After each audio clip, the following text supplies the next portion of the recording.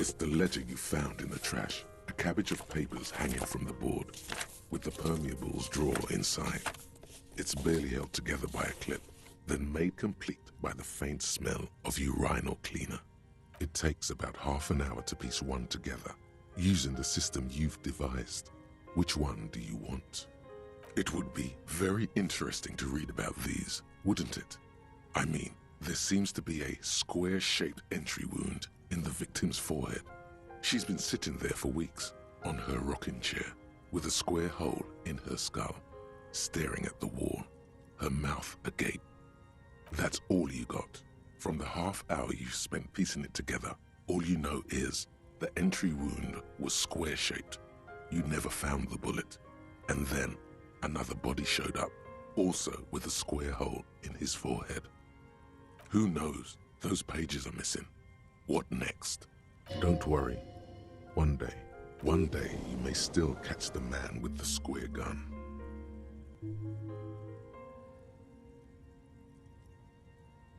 Not much has changed in the meanwhile.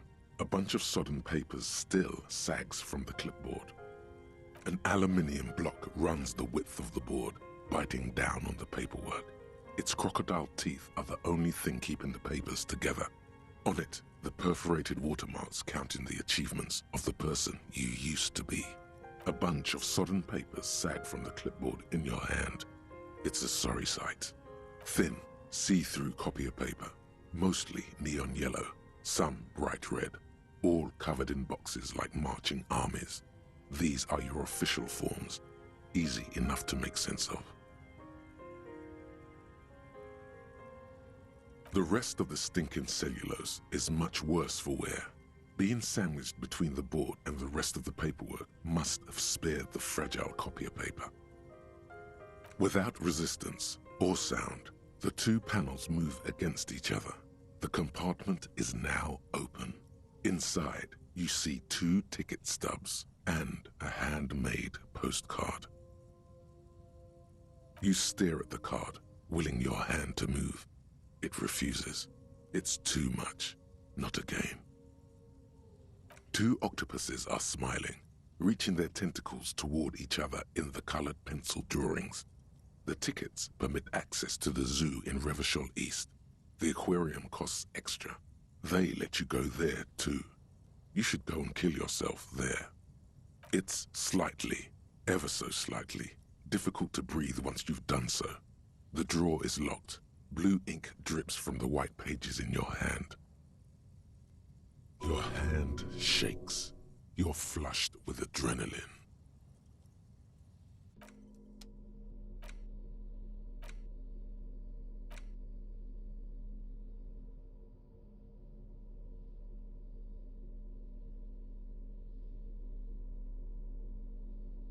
Medicinal purposes of the pill.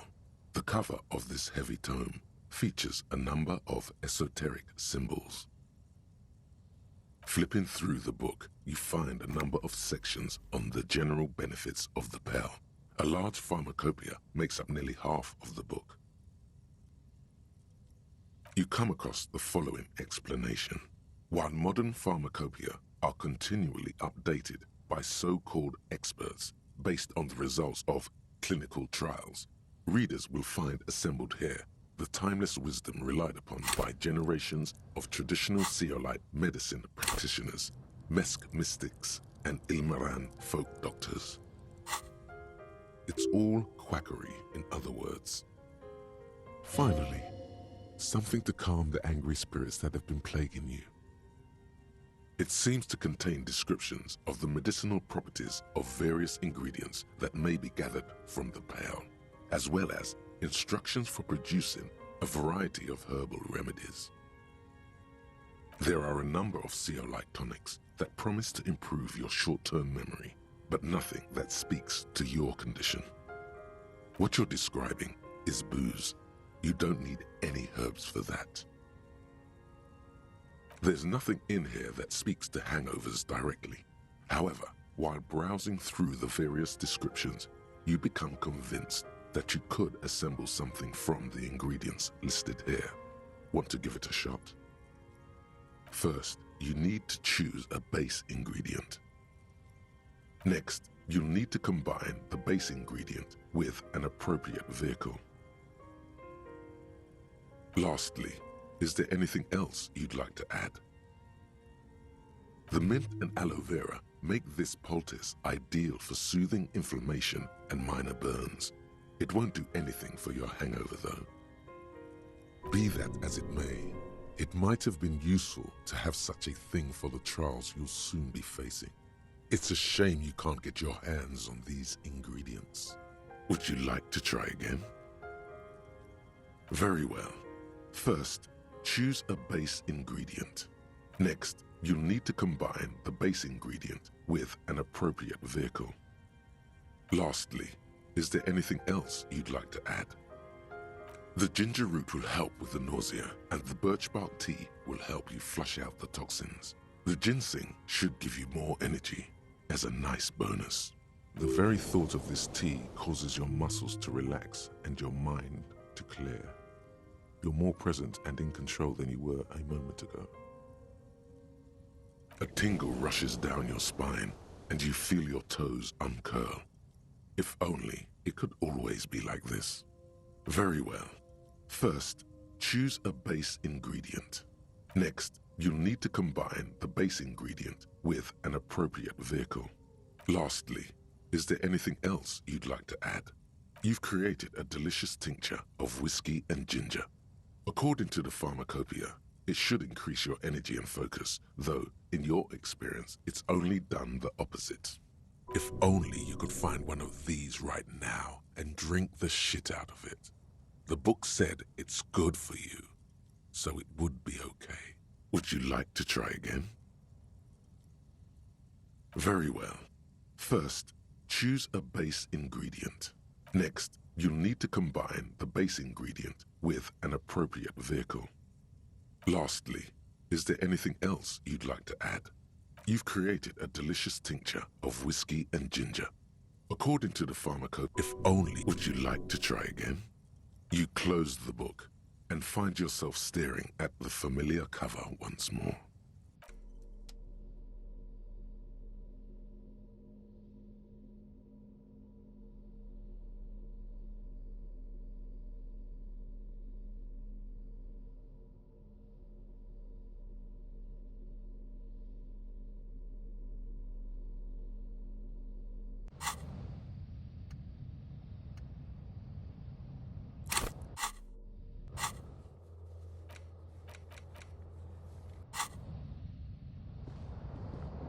The bed is comforting, if a bit run down. Still, you've earned a rest.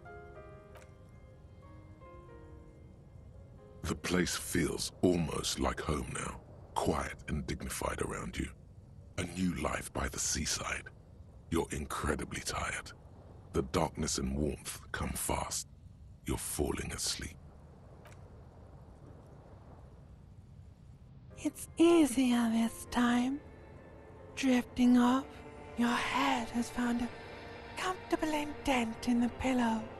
Your legs and your torso feel like lead weights sinking to the bottom of the sea until they're suddenly light.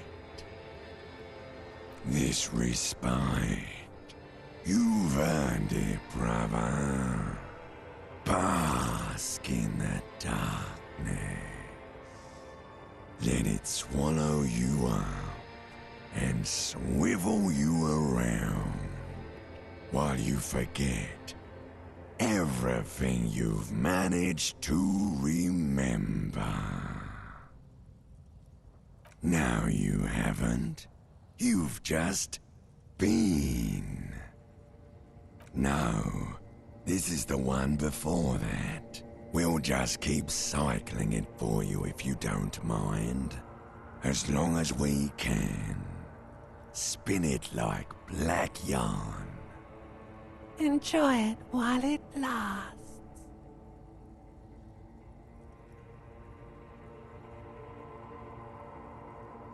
You're welcome, Harry boy. You earned it.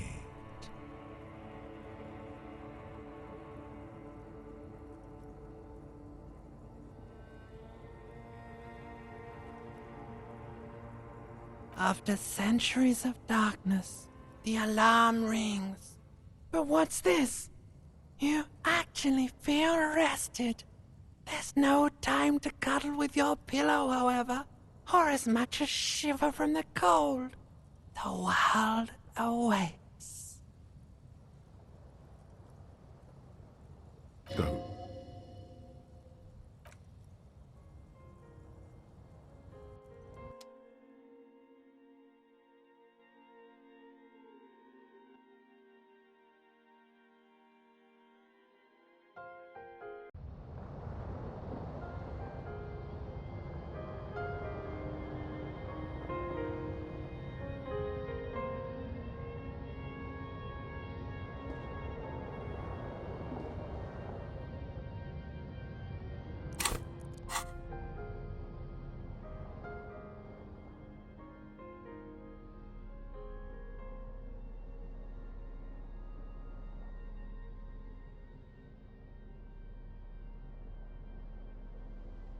In your hands, you hold 16 Days of Coldest April by Hjelmdall.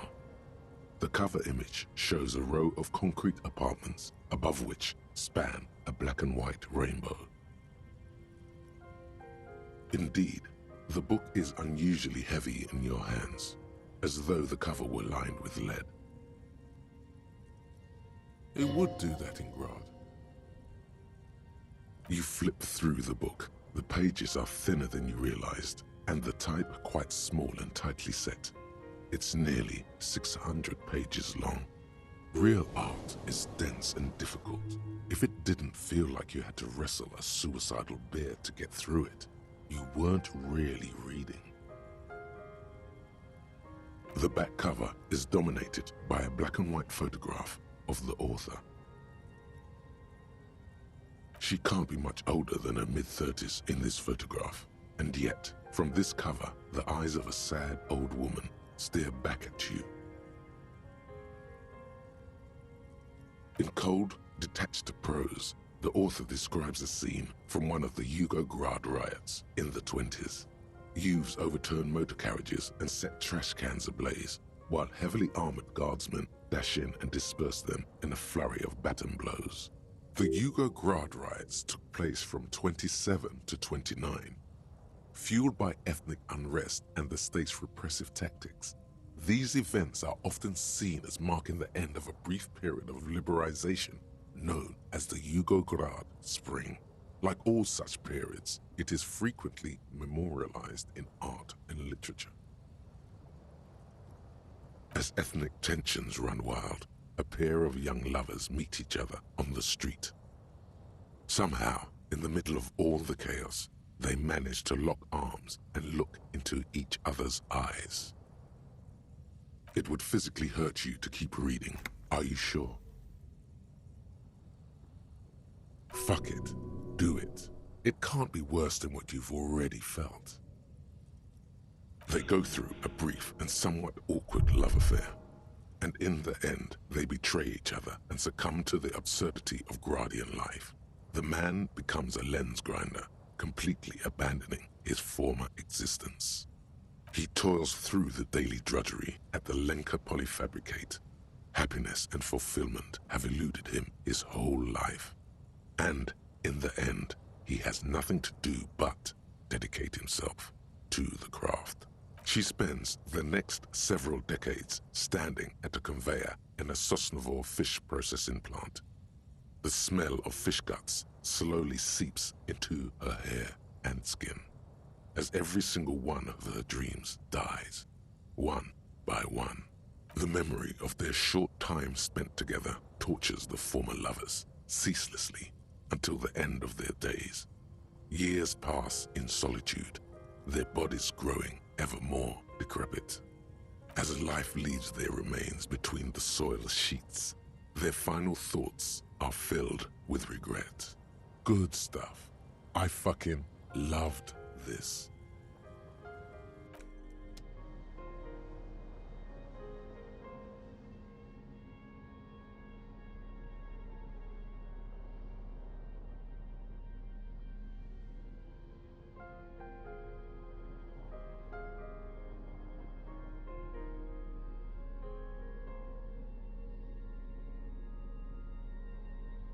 The cover of this tattered paperback features the man from Hjelmdall, standing atop a pile of bloody corpses.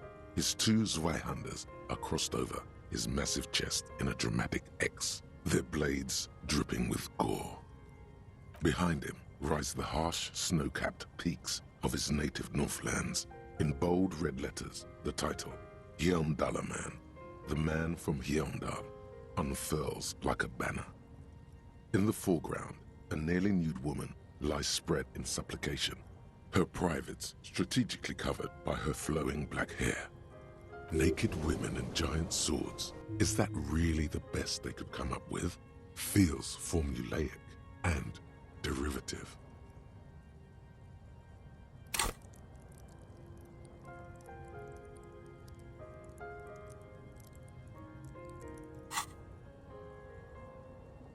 The back blurb reads, his latest adventure serves as the perfect introduction to the savage Hjelmdall saga. Meet man from Hjelmdall, his faithful blood brother Tyribald, the noble Lord Hrothgar, and some of their most fearsome foes yet, for the Northlands, for Hjelmdall. Below, in smaller font, you see the parenthetical, adapted from Man from Hjelmdall and the Necromancer's Treasure. Man from Hjelmdall, Lord of Hrothgar, and Man from Hjelmdall, the Curse of Nacht Hera. A brazen attempt to bilk fans for more money by splicing together old stories under a new title. Their main concern is the continuation of the franchise, not making literary history. The story opens in media res. The man from Hjelmdall and his band of northern reavers are in the bowels of an ancient temple, surrounded by an army of gibbering whites, led by the deathless necromancer. One by one, the brave Northmen fall to the relentless crush of undead, only to join their number as reanimated corpses.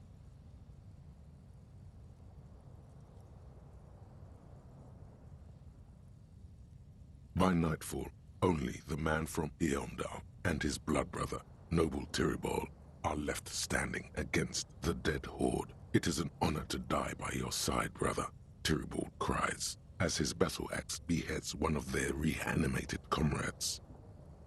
9, Tyribald, the man from Hjelmdall, bellows over the army of flesh and bone. Have courage, for the Northlands, for Hjelmdall. He leaps to the mezzanine to face the black-eyed figure, and like a mad ice bear, whirling twin Zweihanders, Sturm and Drang, he plows through the ranks of the deathless, surrounding the necromancer. The writer has never held a sword in their life, let alone two two-handed swords at the same time. It is physically impossible for a human being to effectively dual-wield Zweihander swords in any kind of real-life combat situation.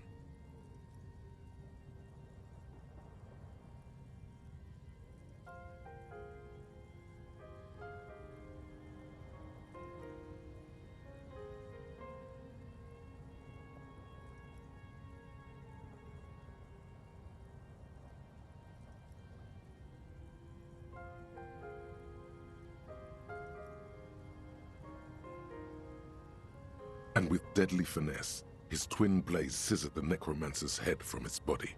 The undead legions collapse like ragdolls as the dark magic leaves them, and the two Northmen stand alone in their cursed temple, where the bodies of their lost brothers litter the floors. A few chapters later, the man from Hjelmdall and Tyribald are in a completely different setting, high above an arid desert, riding a pair of griffins that always seem to appear at narratively convenient moments.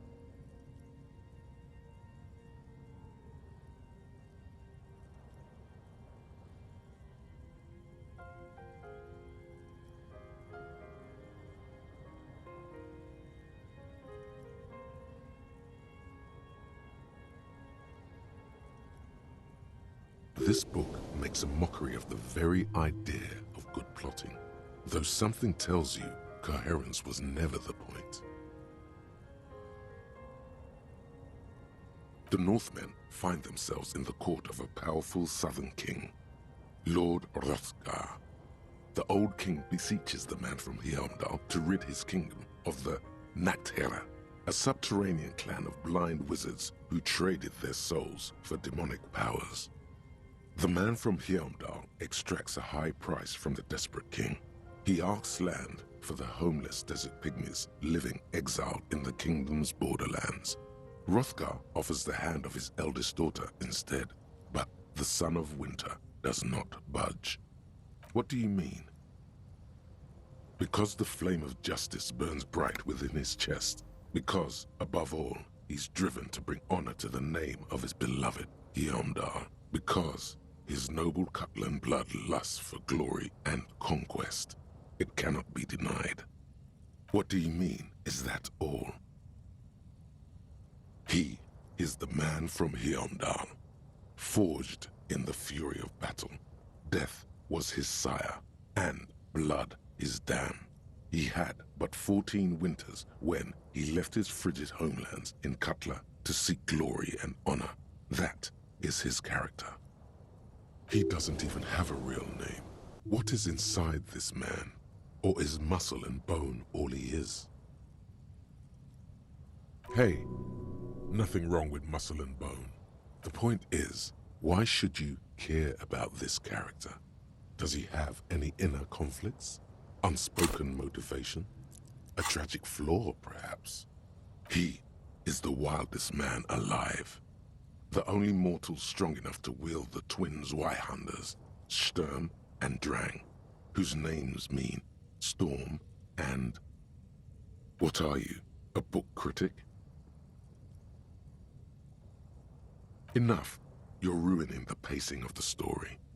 Now where did you leave off? Ah yes. What pacing? You skip past a section detailing an elaborate banquet with many toasts, as well as the long and perilous journey from Hrothgar's keep to the ancient forest of Hjelmdall, where our heroes infiltrate the Nachtherra's dire hall. In the center of the great hall stands a blood altar on which a pair of Nachtherra are disemboweling a shrieking peasant, an unholy rite that empowers the Nachtherra forbidden magic. As the vile ceremony ends, the sound of steel unsheathing draws the Nachtherra's attention to a pair of cloaked figures standing in the doorway. This is what you came for, isn't it? A climatic bloodletting where men are reduced to muscle and fury. Swiftly, the visitors toss off their cloaks and unsheathe glimmering northern steel. It's the man from Hjelmdall and his valiant blood brother, Tyribald. In an instant, the Nachtherra summon a horde of gibbering orcanoids who rush our heroes. The hall fills with the clang of blades and the screams of the dying as the floor goes slick with steaming orcanoid viscera. Oh, for fuck's sake. When the din of battle settles, only the man from Hjelmdall and Tyribald remain standing. Exhausted and dripping with the entrails of their foes, the two Northmen confront the foul Nachtherra. The man from Hjelmdall's soda-like blue eyes fill with indescribable fury. For the Northlands, he cries, rushing headlong into a desperate melee. What? In the first scene, the man from Hjelmdall fought a powerful necromancer and his army of the dead. Now he's confronting a pair of Nachtherra and their horde of orcanoid thralls. The two couldn't be further apart. An excellent question. One easily answered by purchasing the next thrilling chapter in the Hjelmdallerman saga, Hjelmdallerman at the Gates of Tomorrow. The last page of this one merely reads, "To be continued." Considering the sheer amount of different Hjelmdallerman books out there, it's very unlikely you're ever gonna find the sequel. The man from Hjelmdall stares at you on the cover, his face fixed in grim resolve.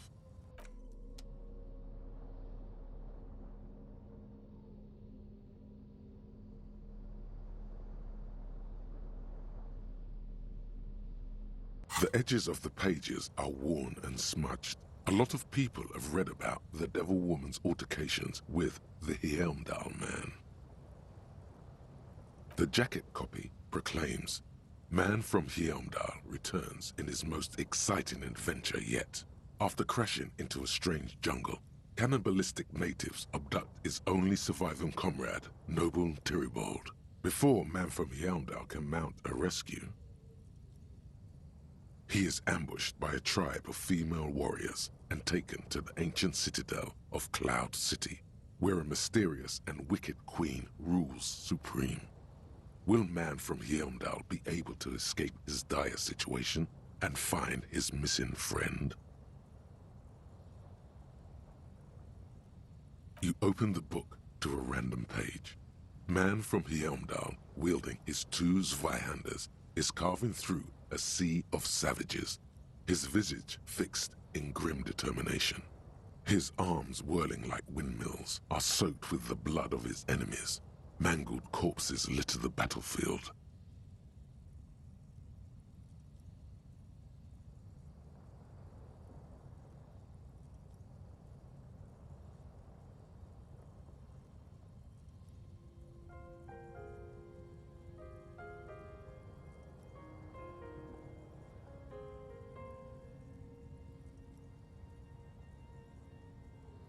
It calls out to you. This is the spirit of Revachol. Berserker rage burns in his azure-hued eyes as he brings glory and honor to his long-lost Hjelmdaller tribe. From the village of Hjelmdall, the ivory giant roars like an ice bear, and the winds of Gatla howl out his name. Man from Hjelmdall rides on a gilded griffin, his golden mane billowing in the breeze. Both Zweihanders sheathed on his back. He is off to war. Will he conquer his enemies? Will he conquer himself? The steel muscles of Man from Hjelmdall gleam in the humid jungle air. Yet the man does not sweat. In meditation, his soul drifts in the frigid northlands he calls home. A passage reads, "The man from Hjelmdall looks up, his eyes blue as the mountain lakes of his homeland. He rarely speaks, but now his voice booms in the darkened throne room. Do not try to sap my masculine essence, wicked temptress. Son of Hjelmdall will never succumb to your seductive wiles. Thine spells are no match for purity and strength of will. Brothers of Hjelmdall, stand above the vices of flesh, for it is weak and corruptible, yet mine is forged in gore and strife." Queen Lydiana just laughs, a sultry and salacious sound, then says, "I have grand plans for you, Man from Hjelmdall." She gestures her diabolical hand toward an array of potions and unguents. "First, you shall please me. Then lead my armies against the vicious cannibals. Not a muscle moves in the face of the Man from Hjelmdall. Yet inside, there is turmoil. This goes against all he holds sacrosanct. This is beyond primitive." What do you even know about literature? Have you ever read a book in your life? Write a thesis. Man from Hjelmdall is done with you. You open the book to his arms whirling. It calls out to you. This is the spirit of Berserker rage burn. Man from Hjelmdall rides the steel muscles of Man from Hjelmdall. A passage reads, "Thine spells, I have grand This is beyond primitive. In the final pages, Man from Hjelmdall mounts Gallavarin, his mighty griffin, and turns his gaze to the horizon. Queen Lydiana is dead, but an army of cannibals is storming the gates, and still there's no word of trusty Tyribald. To find out what happens next, you'll have to pick up Man from Hjelmdall and the Three-Eyed Skull, available in fine bookstores everywhere. Spring 39.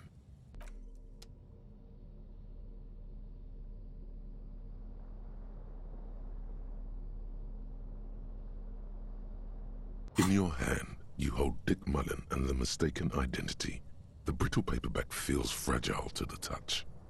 The cover features a pastiche of different scenes. In the foreground, a man in a dark overcoat clutches a pistol to his chest. Rising up behind him are two silhouettes wrapped in a passionate embrace. The tagline reads, "Detective Dick Mullen must prove his innocence after an old friend is murdered by someone who looks just like Dick Mullen." That seems to sum up the premise nicely. The story opens with a knock at the door. Detective Dick Mullen is greeted by an old friend, Charlie Spillane, who's come to Mullen to ask a favor on this dark and cold night. Spillane needs Mullen to drive him in from Vespa to a small town along the Insulindian coast. Despite his friend's apparent agitation, Mullen does as he's asked, then returns home where he passes out drunk, as he does most nights.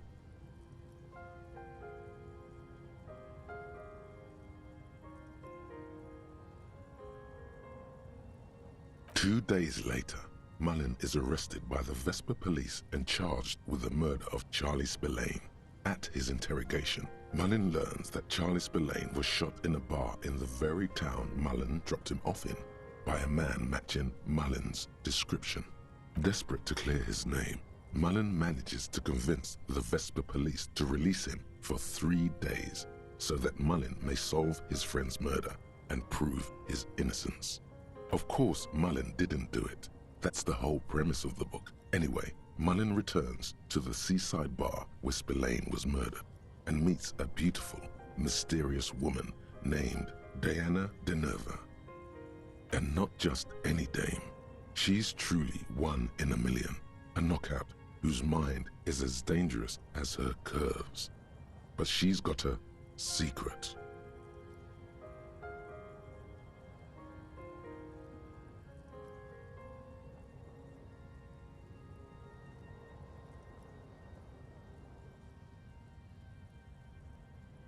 Secrets are the currency of human relations.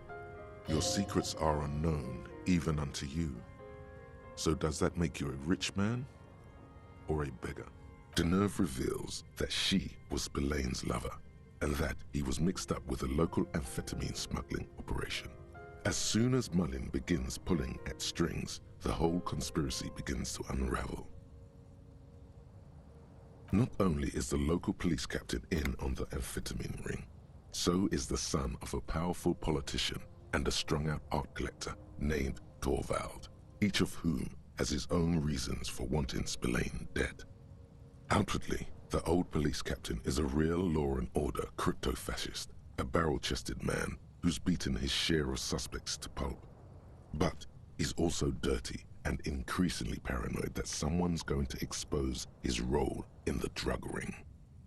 He would certainly have the motive and the means, but the captain walks with a noticeable limp from an old war injury. Is it possible that he was able to conceal it long enough to commit the murder? A typical privileged twat. In all likelihood, he's just in over his head. He does bear a personal grudge against Spillane, though, a former prosecutor who nearly brought down his father's administration. The kid doesn't exactly have Dick Mullen's manly build, but he is the correct height, and while interrogating him at his home, Mullen did notice a certain overcoat that looks suspiciously like his own. Torvald, the art collector, is a strung-out mess. Frankly, it's hard to imagine him holding a pistol steady enough to actually hit someone, let alone plug them 3 times in the chest the way Spillane got did. That said, Torvald and Spillane have a long history, and while interrogating him, Mullen discovers that Torvald was once involved with Diana Deneuve. Could it be that this is all over a sordid love triangle? One evening, Diana Deneuve comes to Mullen's hostel room in tears. The two of them drink half a bottle of vodka, and soon they're seeking comfort in each other's arms. Yes, comfort and pleasure. The warmth of another human's touch. The burning taste of liquor on her full, sweet lips. As the two lovers share a post-coital cigarette, Diana Deneuve turns to Mullen and says, "By the way, Dick, there was something else I meant to tell you. I love you." The name of the true killer. Always aim for the center of mass. Whatever it is, Mullen never hears the words. A blow to the base of his skull knocks him out cold instantly. When Mullen comes to, Deneuve is dead on the hostel bed next to him. To make matters worse, his clothes are covered with her blood. Mullen trashes his blood-stained clothes and flees the hostel, knowing it's only a matter of hours before the cops discover Deneuve's body, if they haven't been tipped off already. The heat is on. If Dick Mullen can't solve both murders before the cops catch up to him, he's going away for life. Can you solve the case before the cops close in? What is it, detective? It's a dangerous line of work, but somebody has to do it. That's why Dick Mullen never lets anyone get too close. What's the matter? Afraid you've been hacking up your friends' bodies in the night? You are the murderer after all. There was never a time when he wasn't a detective. He was born a detective. For a moment, you cease to read the story on the page and see the book for what it is. A collection of brittle, cheaply printed pages held together by glue made from the hooves of horses. From nowhere, you hear the screech of sneakers on a waxed floor, and you feel the burn of rope against your hands. Are these figments of some other life? You won't find the answers you're looking for here, in other words. Is it really so evil, detective?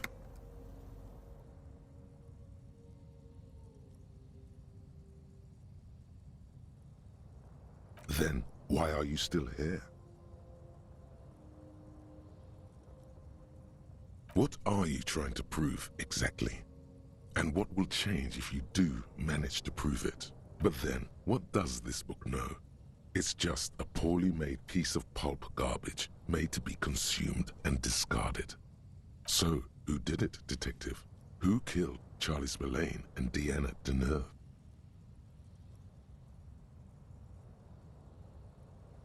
Could be. Who knows? Only one way to find out. You begin furiously flipping through pages. Even as you know these books follow a series of well-worn tropes, you find yourself completely engrossed. You're turning pages so fast, you don't even notice the ancient spine coming unglued. You try to grab the pages as they come loose, but your fingers aren't quick enough. They're gone. Dozens of pages scatter across the floor. The last fifth or so of the book seems to have been lost. It's possible that you could gather and reassemble the pages, but it would take way too long.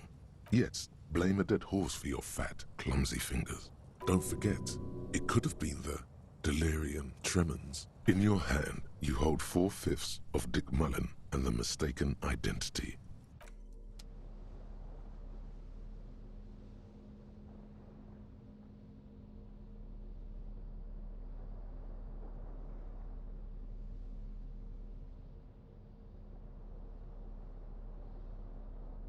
The front of this quarterly journal features a large satirical portrait of the late King Friesel. From the sides of his head, a pair of white antlers spread to the corners of the cover.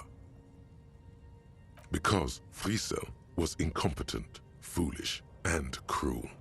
In short, the embodiment of everything the communards wished to overthrow. It's satire, you see. To your disappointment, there aren't any full-color pictures to direct your attention. Just column after column of closely set text, interrupted occasionally by little doodles in black and white. No advertisements, you notice.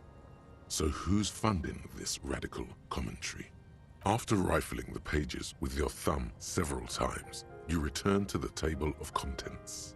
The magazine is divided into several sections. International development, Kunst und Kultur, and local concerns.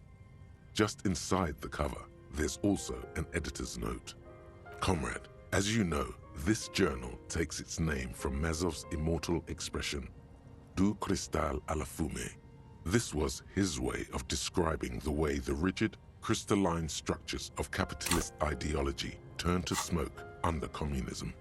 But, like the structures of capitalist ideology, we too are at risk of going à la fumée. Unlike many publications which are content to spoon-feed their readers reassuring drivel, La Fumée is committed to telling the radical truth, even when that truth may drive away potential subscribers.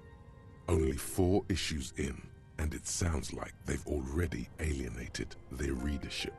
Perhaps they've overestimated the market demand for this kind of commentary. So please, if you value our radical Mazovian perspective on contemporary politics, culture, and international affairs, please consider subscribing today. Yours in struggle, the editors. You flip back to the front of the magazine. The table of contents unfolds before you.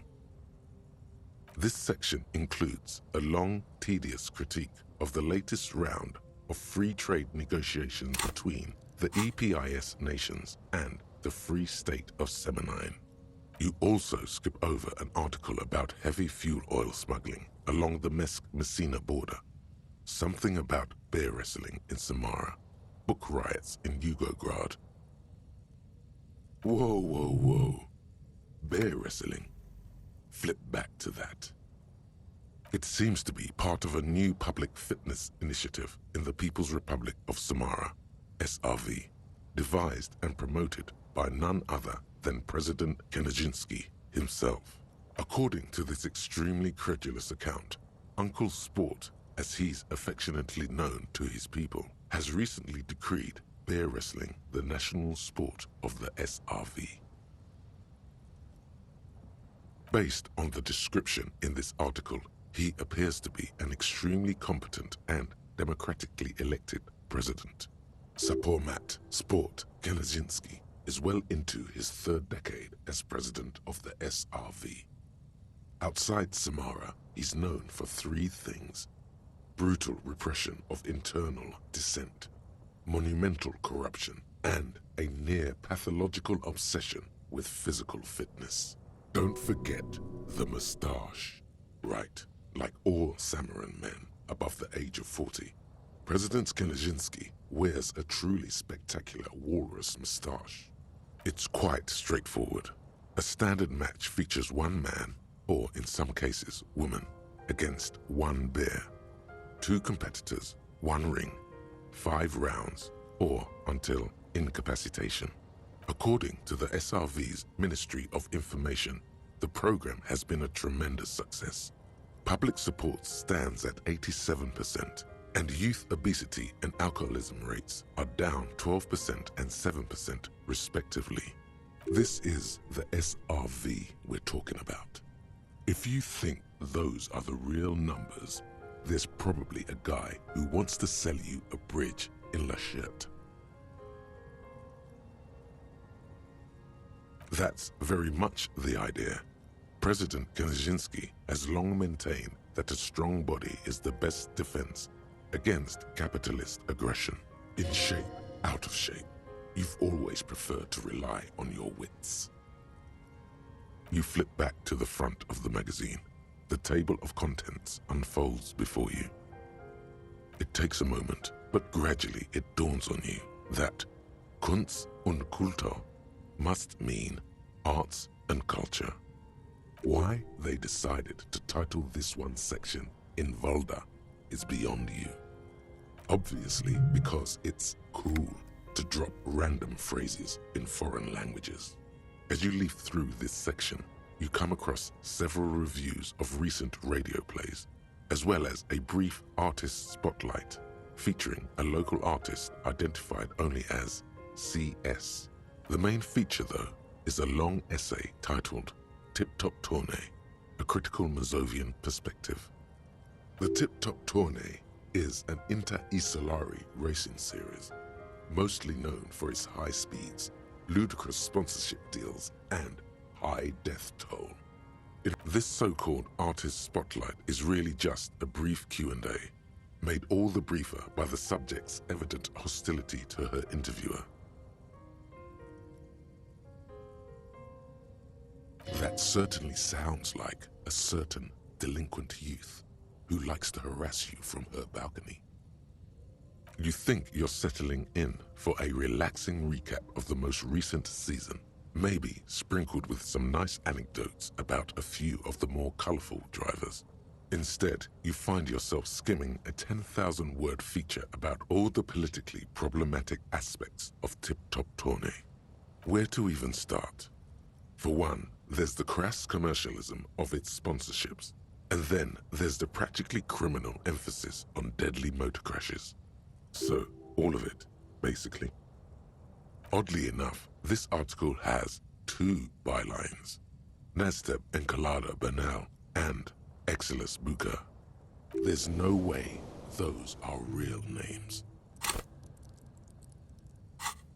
Have you ever met anyone named Exilus? Come on, they're plainly pseudonyms. More than that, they're likely anagrams. Under capitalism, the article says, every pursuit has its price. Every pleasure, even one as elemental as the joy of racing others around a track, is reduced to an advertising opportunity. Thus, the so-called tourney becomes a competition between increasingly meaningless brand signifiers. Your discount laundry detergent racing against a pack of Astra cigarettes, or even a fritter. And that precisely is what's problematic about it. Were it not for the promise of random, spectacular violence, audiences would quickly lose interest. At the end of the day, it's the destruction of these 750,000 real races that you're really watching for. Sure, you think that, but subconsciously, it's the visions of brand names being engulfed in flames that you crave. It's the stilted language and overconfident tone that's the real giveaway here. You're almost certainly reading a recycled university essay, one that could probably use some edits. Armed with Lena's friendly green ape pen, you spend entirely too much time writing constructive feedback in the margins of the page. By the time you're finished, the original article is nearly illegible. You flip back to the front of the magazine. The table of contents unfolds before you. Unsurprisingly, much of this section is taken up with articles declaring unqualified support for the dock workers' strike. You skim the headlines. Paint the harbor red and white. Martinez tames the wild pines. A city in revolt. First we take Martinez, then we take La Delta. Finally, there's a brief article by the writer G. Martin accusing the owner of the Capeside apartments of illegally attempting to evict certain communist tenants simply for not having paid their rent. Ah, this must be Gaston's handiwork.